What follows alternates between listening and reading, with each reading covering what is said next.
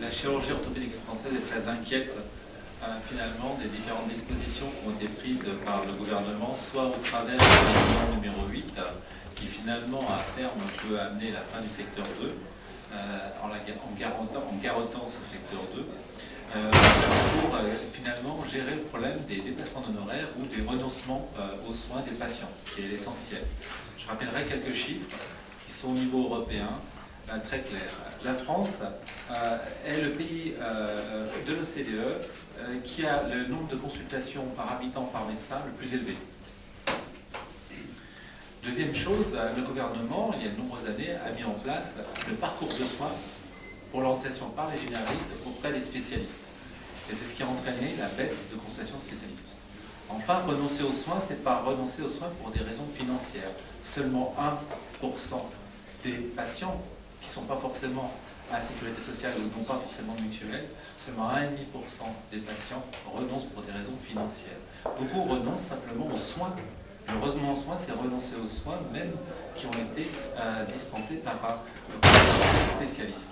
Donc, nous ne voulons pas être les boucs émissaires d'une politique de santé qui tend à dénigrer les professionnels de santé, qu'ils soient médecins, chirurgiens ou autres.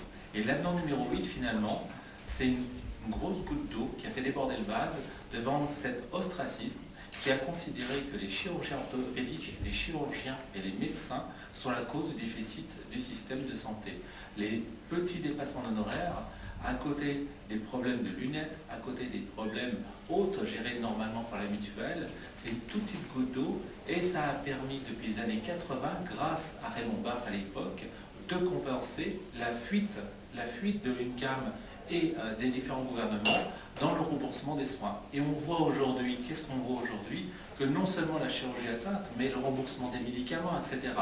Et que ce n'est pas les mutuelles qui encaissent les bénéfices qui pourront compenser finalement la perte de pouvoir d'achat des patients, parce que tout coûte plus cher dans la santé aujourd'hui. Mais les chirurgiens ont une qualité, ont 15 ans d'études, et malheureusement, les tarifs de la sécurité sociale ont été abandonnés depuis les années 80-90 sur le marché.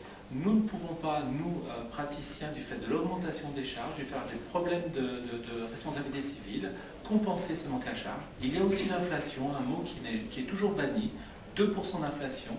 C'est depuis les années 80, 20 à 30% d'inflation qui ont vraiment faire en sorte que les coûts, les tarifs proposés par la sécurité sociale ne correspondent plus du tout, finalement, aux tarifs proposés dans d'autres pays européens je dirais, à niveau de vie égal.